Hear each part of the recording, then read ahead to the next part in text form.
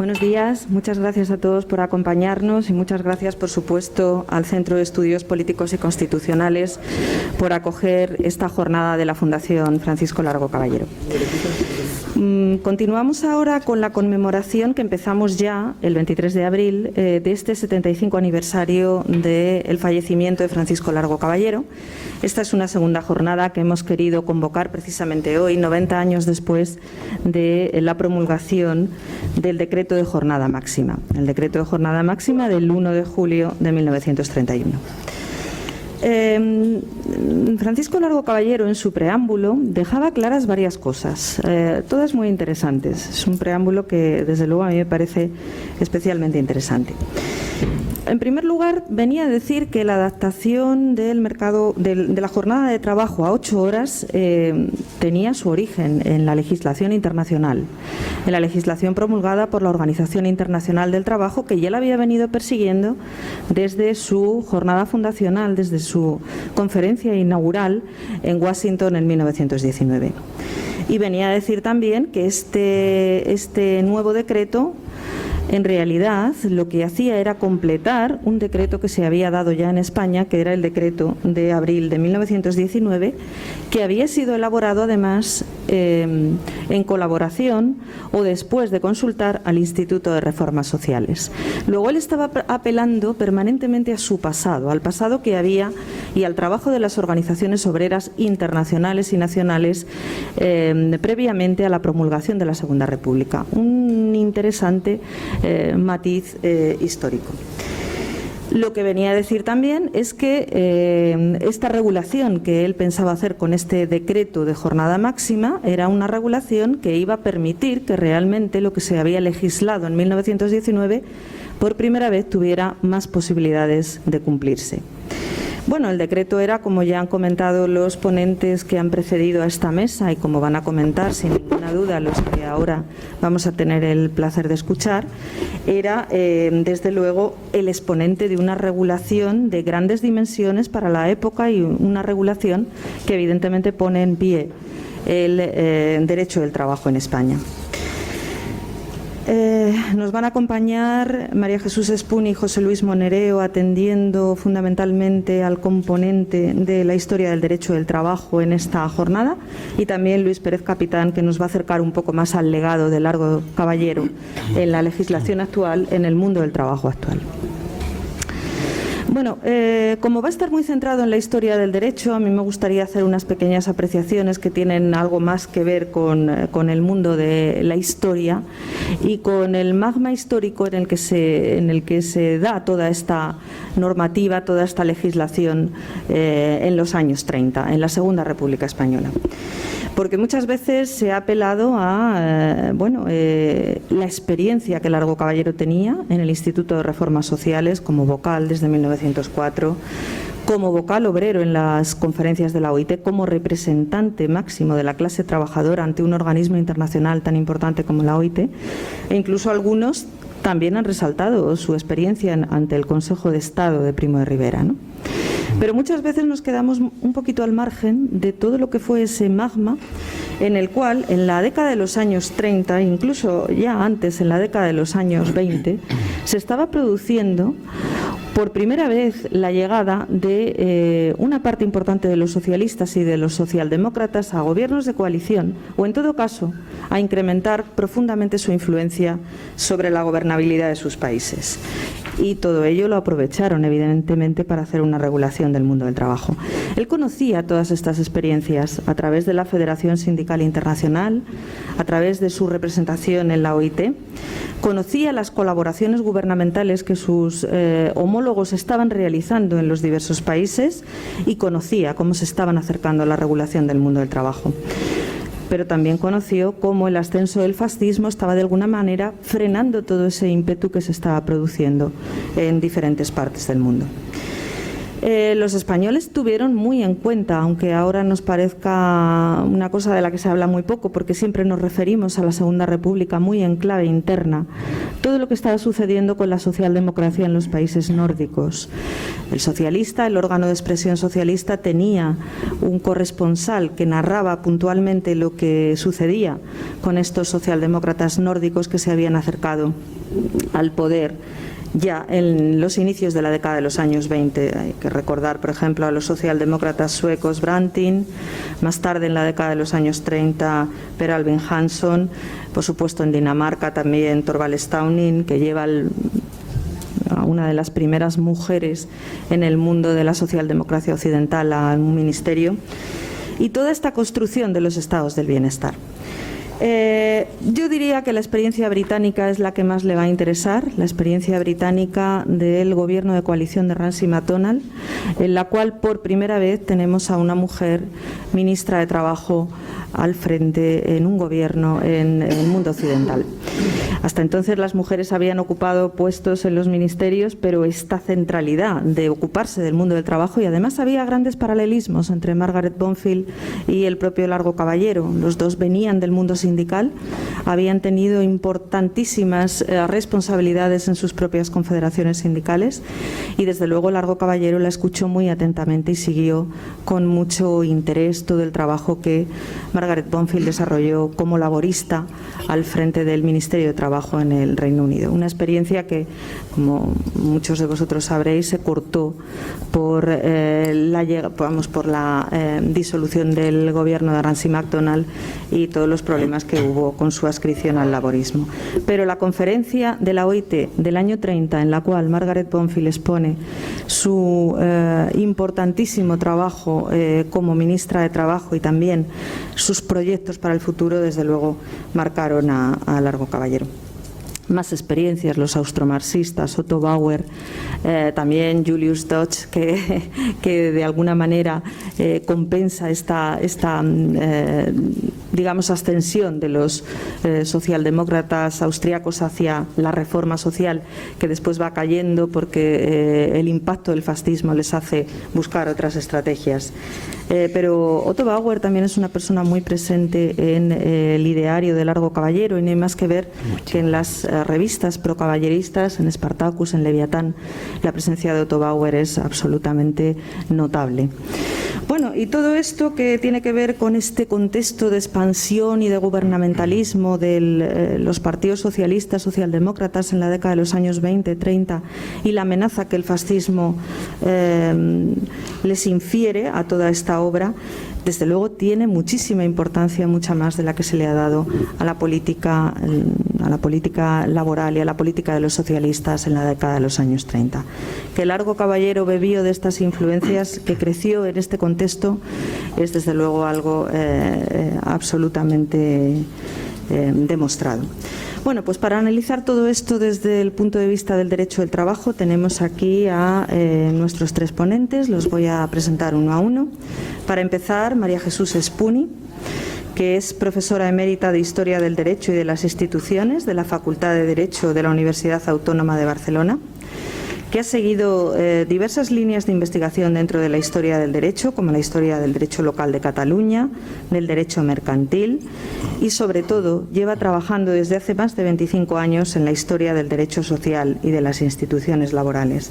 Ha participado en numerosísimos proyectos competitivos de entidades públicas, de entidades privadas, ha publicado 91 artículos de revista o capítulos de libro, y ha hecho una aportación importante en sus últimos trabajos con los artículos Las bases del trabajo de los jurados mixtos de la Segunda República, una perspectiva de género, dirigida por el profesor Santiago Castillo, que nos acompaña hoy, y también el Ministerio de Trabajo durante la dictadura de Primo de Rivera, intervencionismo orgánico, legislación social y organización corporativa.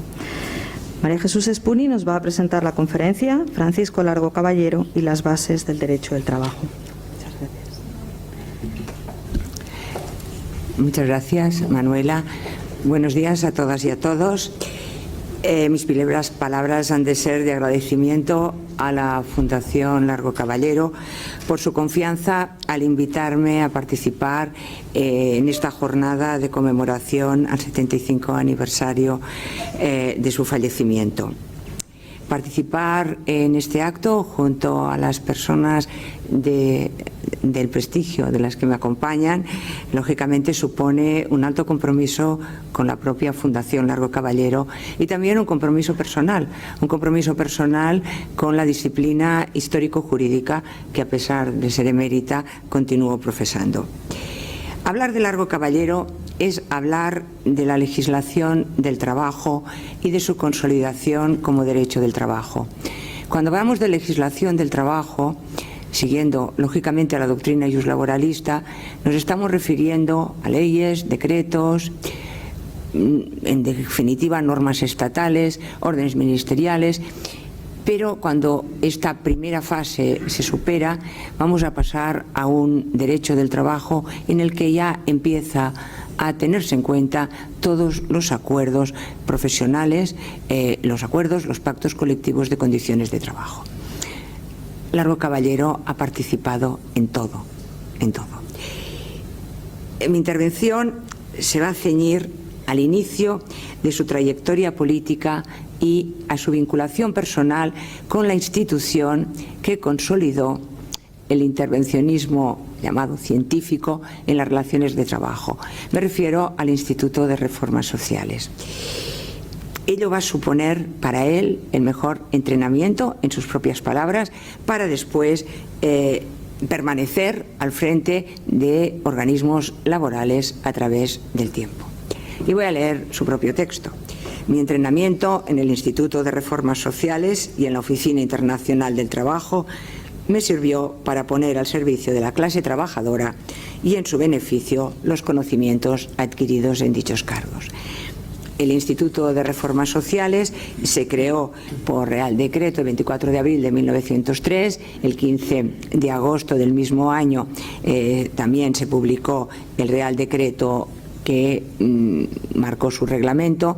Dependía en aquel momento del Ministerio de la Gobernación, no existía Ministerio de Trabajo, y era el encargado de preparar la legislación en el más amplio sentido del término, procurar también organizar todos los servicios de inspección y de estadística y, en definitiva, favorecer la acción social y gubernativa para beneficio y mejora de las clases trabajadoras.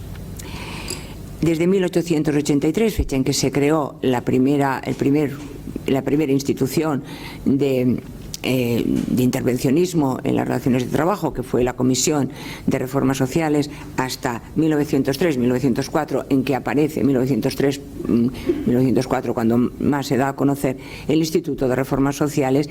Han cambiado las cosas, hay otras preocupaciones de la Comisión de Reformas Sociales. Ya fruto de los trabajos de la Comisión existen dos leyes, la Ley de Mujeres y Niños y la Ley de Accidentes de Trabajo. Primero la ley en enero, en marzo la Ley de Mujeres y Niños. Pero, por lo tanto, se va a cambiar y se va a ampliar muchísimo todo el campo, porque se va también a llegar a una conclusión, que es el tema de la reforma social. Una reforma social que necesidad de abordarla, pero necesidad de abordarla desde ideologías, desde diferentes fuerzas políticas y desde diferentes fuerzas sociales. Ello va a dar lugar a que a comienzos del siglo XX, y fruto también de los trabajos del Instituto de Reformas Sociales, van a aparecer una serie de leyes que van a marcar absolutamente todo el desarrollo del derecho social en la legislación de trabajo en nuestro país. ¿Dónde estaba Largo Caballero en el instituto? El instituto estaba compuesto por 30 individuos, 18 elegidos por el gobierno, 6 de la clase patronal, gran industria, pequeña industria o mediana industria y agricultura, y la clase obrera también, gran industria, pequeña industria y agricultura. Largo Caballero es vocal obrero. Es vocal obrero, forma parte del Consejo de Dirección del Instituto y además, curiosamente, forma parte en los primeros momentos en la sección de Relaciones Económicas Sociales que preside nada más y nada menos que don Eduardo Dato. Por lo tanto, un buen aprendizaje, por descontado. El Instituto de Reformas Sociales ofrecía también esta posibilidad, este intercambio, que lo veremos inmediatamente, entre patronos y obreros, no siempre de acuerdo, pero que ello también favorecía, y el gobierno, ¿no? Y todo ello favorecía también, pues, las experiencias en cada uno de los sectores. El instituto, en definitiva, asesoraba e intentaba muchas veces calmar, no siempre de una forma neutral, las discusiones. Las características de trabajo del instituto pues van a ser transparencias, lo vamos a ver inmediatamente, un control directo o un contacto directo con la realidad también a través de patronos y obreros discutiendo sobre algunos de los temas objeto de la programación o de la posible legislación. El boletín del Instituto de Reformas Sociales, que se publica entre 1904 y 1924 a través de 240 números, refleja como nadie toda la actividad, todas las discusiones, todo el protagonismo que Francisco Largo Caballero tiene en el Instituto. Y realmente sería muy larguísimo, ver todas las cuestiones que se plantean, porque realmente muchas veces es cuestión de una redacción, de cambiar una palabra, de cambiar todo un párrafo en un proyecto de ley, pero él participa continuamente y está al frente de todo ello. Por tanto, mi intervención va a señalar estos aspectos más significativos, un poco con bloques más significativos de esta participación en relación a Largo Caballero, a su protagonismo dentro del Instituto de Reformas Sociales y dentro de esta labor de información, de asesoramiento y de apoyo técnico a las fuerzas sociales y al gobierno. Los puntos que he escogido es porque algunos tienen una continuidad en la Segunda República, otros porque creo que también es interesante significar su protagonismo dentro del Instituto de Reformas Sociales. En relación con los accidentes de trabajo, no olvidemos que una de las primeras disposiciones que Largo Caballero ya ministro es la ley, los accidentes de trabajo en la agricultura. Y ya teníamos una ley, teníamos la ley de 30 de enero de 1900, ¿no? Precisamente una ley dato, o conocida como una ley dato, ¿vale? Pues desde prácticamente el inicio de los trabajos del Instituto empieza a plantearse una discusión sobre la reforma necesaria a la ley de accidentes de trabajo. Esta ley de accidentes de trabajo a la que denuncian limitaciones, denuncian fallos o denuncian dificultades en su aplicación. Llegan al instituto llegan denuncias, llegan consultas por parte de diferentes usuarios de la ley en la que ven que se ha de arreglar. No hay cosas que no, estas denuncias o estas cuestiones pueden venir de la administración, pueden venir por parte de patronos y de obreros. Por lo tanto, uno de los temas que va a salir también en la discusión va a ser la mínima importancia que da la ley de 1900 a los accidentes de trabajo en la agricultura, porque plantea una cuestión sobre el uso de maquinaria agrícola que no estaba al alcance de todo el mundo y que después las sentencias que durante este periodo da los juzgados de primera instancia dan prueba de ello. Por lo tanto, es lógico que conocía todo este tema y el tema de los accidentes de trabajo luego se traslada ya en la otra ley, en la ley de 1922, y lógicamente va a dar esta formación un resultado en la Segunda República. Por otra parte, también sobre accidentes de trabajo hay una petición de las asociaciones socialistas obreras de gran importancia que se dirigen al gobierno a través del instituto relacionados con las condiciones de trabajo en las minas. Después el propio instituto va a elaborar un libro sobre el trabajo en las minas. Lógicamente, como he comentado antes, la ley de 1922 también ya va a flexionar o a flexibilizar la aplicación en la agricultura.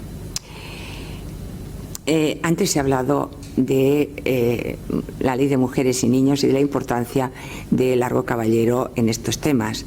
Lógicamente, y es una cuestión que tengo que decirla, hay un artículo en la Ley de Contrato de Trabajo, perdona José Luis, pero lo tengo que decir, que es el artículo 6, que dice: trabajadores son.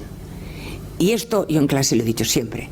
Miren ustedes, trabajadores son. Y dentro de los trabajadores son, 2 puntos, es el servicio doméstico. Por lo tanto, retomo un poco lo que ha dicho mi antecesor. ¿Qué pasa con la Ley de Mujeres y Niños? ¿Se cumplía o no se cumplía? Porque la Ley de Mujeres y Niños no solamente se fijaba en la mujer, en la maternidad, hemos hablado de maternidades antes, pero también hay un artículo en la ley de 1900 que se refiere a los trabajos peligrosos de los niños, y los trabajos peligrosos de los niños que estaban sometidos a dislocación, a fuerza, a los niños del circo, los niños titiriteros. También hay una participación muy importante. Incluso Largo Caballero pide al Instituto directamente que se dirija al gobernador civil de Madrid por un accidente, y esto pues son cosas que pasan un poco desapercibidas. Denuncia el accidente a un menor que hacía estos trabajos de dislocación en el Circo Price de Madrid.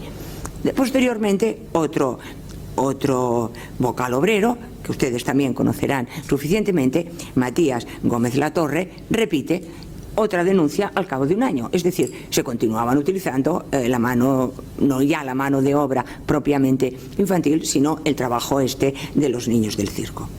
Lógicamente estamos en un momento en que la mentalidad paternalista quiere proteger a la mujer, quiere proteger la moralidad de la mujer, la fisiología de la mujer en las relaciones de trabajo, pero cuidado, también lo que no quieren es competir con unos bajos salarios de mujeres y niños. Y tiene un particular interés un artículo firmado por Largo Caballero junto con otros autores, y que está publicado en los últimos números de la revista socialista, en febrero de 1906. Es un artículo que él lo dirige al Instituto de Reformas Sociales y que le llama Mensaje acerca del trabajo de la mujer. Lógicamente, la revista socialista, que tiene muy poca vida, solamente dura 3 años, dura desde 1903 a 1906, y que también está detrás Matías Gómez Latorre con Juan Almela, solamente dura estos 3 años, pero creo que es importante señalar este artículo. Bueno, continuamos con otro punto que también pienso que es interesante: el tema del descanso dominical.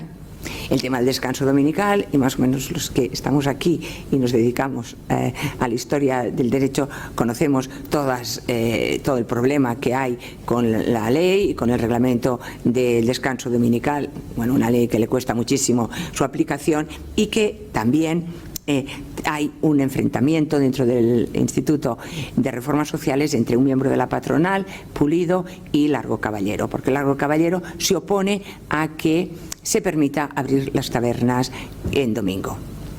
Era una vieja cuestión con los comer, beber y arder, una de las grandes discusiones que hay en todo el planteamiento de la ley de descanso dominical, pero que ya no es una cuestión de normas laborales, sino casi, diríamos, de moralidad pública. Y esta discusión, Largo Caballero dice que las tabernas hay que estar cerradas, y les leo sus palabras: las tabernas no son de necesidad, sino de lujo y de vicio para el obrero.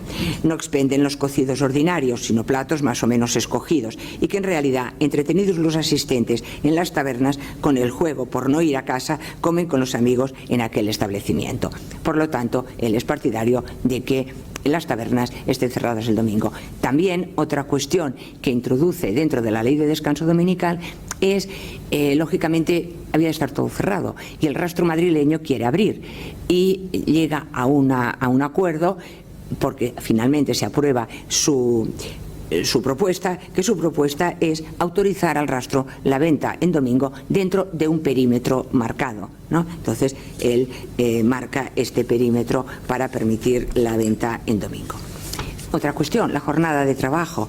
La jornada de trabajo empieza a discutirse en los inicios del Instituto de Reformas Sociales, en el primer proyecto de ley de contrato de trabajo, en 1905. Y en 1905 ya aparece, y por descontado la participación de Largo Caballero es evidente, se pide ya la jornada de 8 horas. Estamos en 1905. Vale, continúo. Largo Caballero interviene activamente en un proyecto que lleva a cabo el Instituto de Reformas Sociales sobre la excepción de embargo en los salarios que aprueba finalmente este proyecto el Instituto, y que en definitiva era una reforma de la ley de enjuiciamiento civil, y Largo Caballero interviene directamente.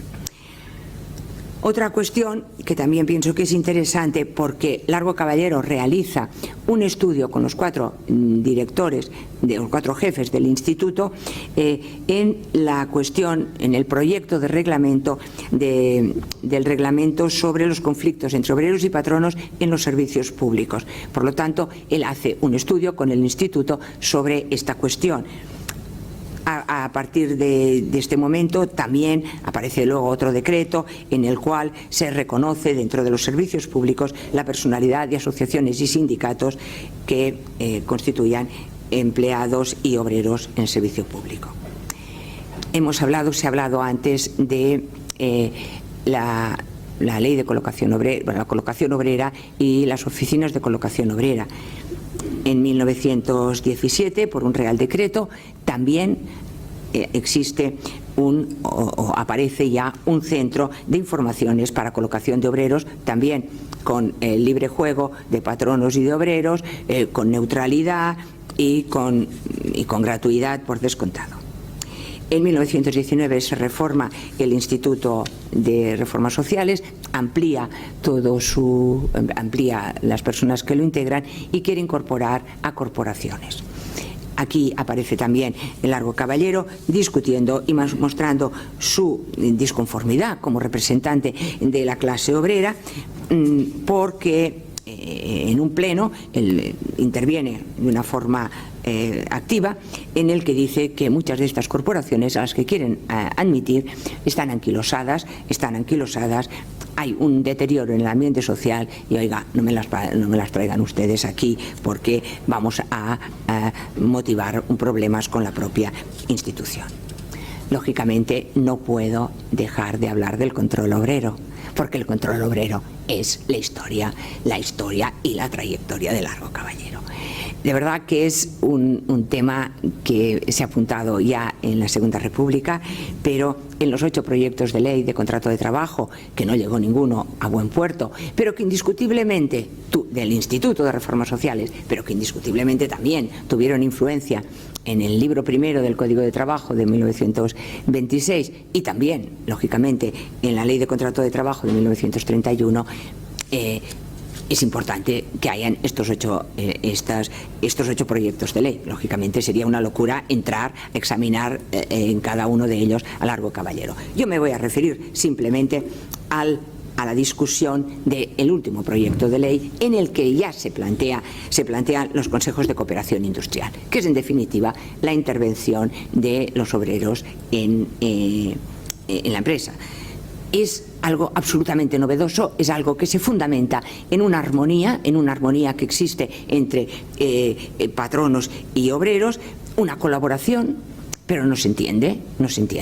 Entonces la patronal se opone de una manera, los representantes de la patronal se oponen de una manera taxativa, hasta el punto que dicen, oiga, si ustedes tiran adelante estos consejos de cooperación industrial, realmente nos vamos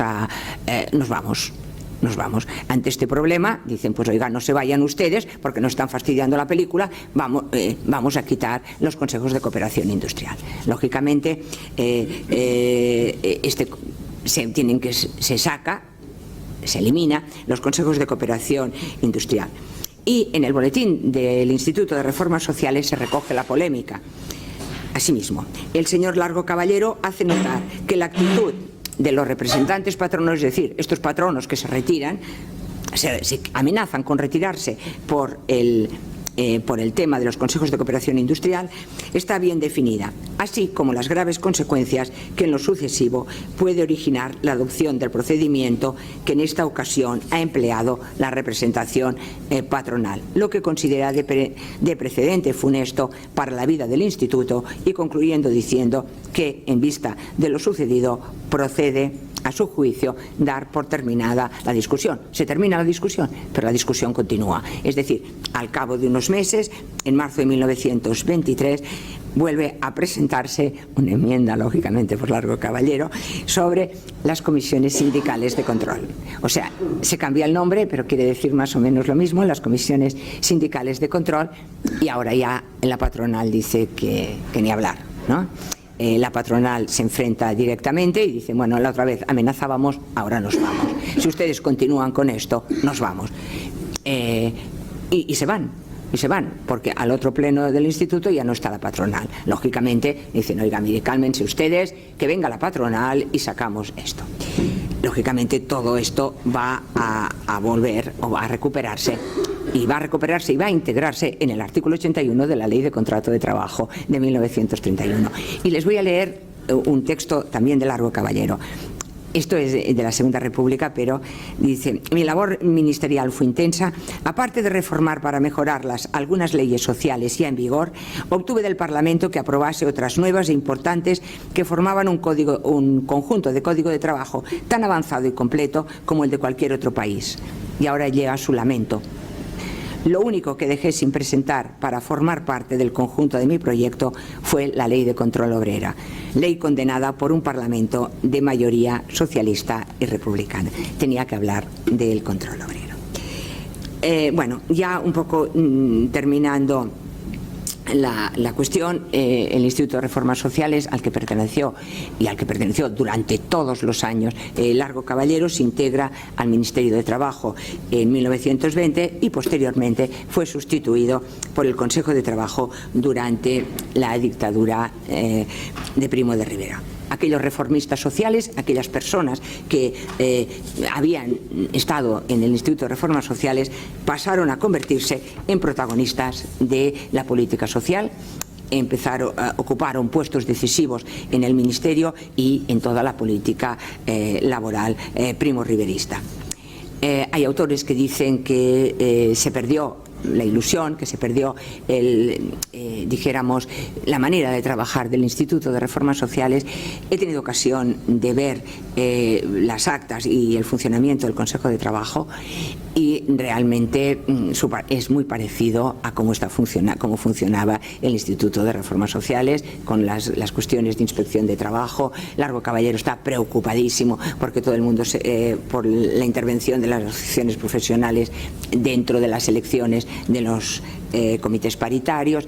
Bueno, es una cuestión interesante también porque se organizan el Pleno y el Consejo de Dirección del Instituto de Reformas Sociales, se integran y se convertirán en el Consejo de Trabajo y en la Comisión Permanente del mismo. Ya les digo que el funcionamiento es muy parecido en las sesiones y simplemente un punto sobre un reformista en el Consejo de Estado, porque resulta que a petición de la clase obrera, Largo Caballero va al Consejo de Estado.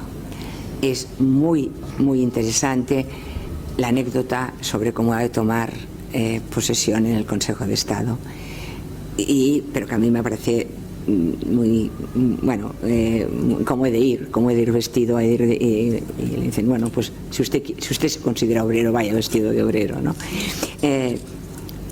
Benamí, uno de los grandes estudiosos de la dictadura de Primo de Rivera, dijo: la presencia de Largo Caballero en el Consejo de Estado significaba que las aspiraciones de los trabajadores estaban adecuadamente representadas en las instituciones del nuevo régimen. Es decir, él era el representante de los obreros, indiscutiblemente, ¿vale?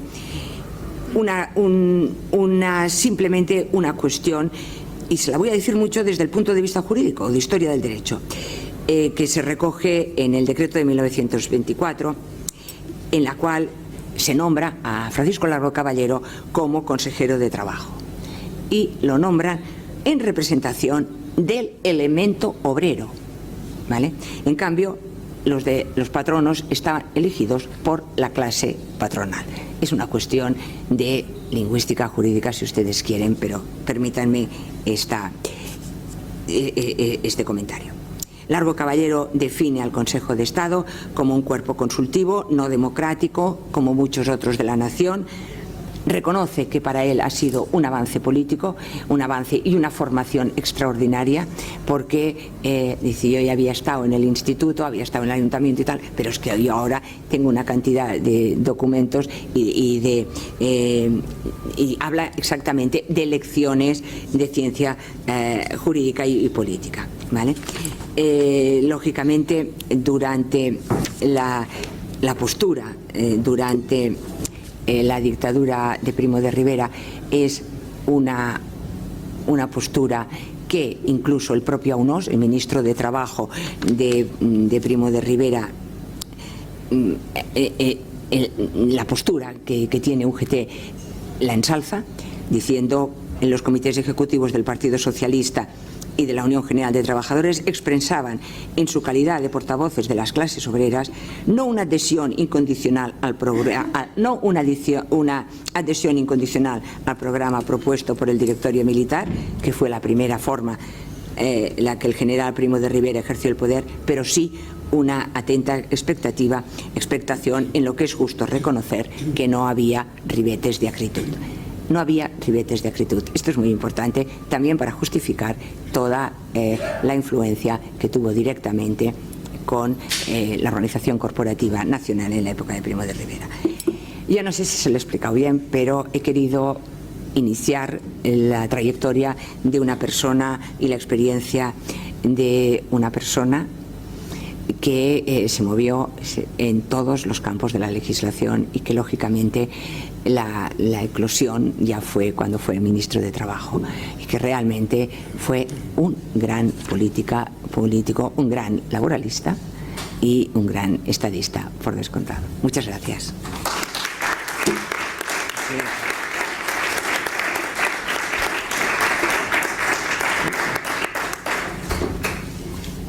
Muchas gracias, María Jesús, por tu interesantísima conferencia.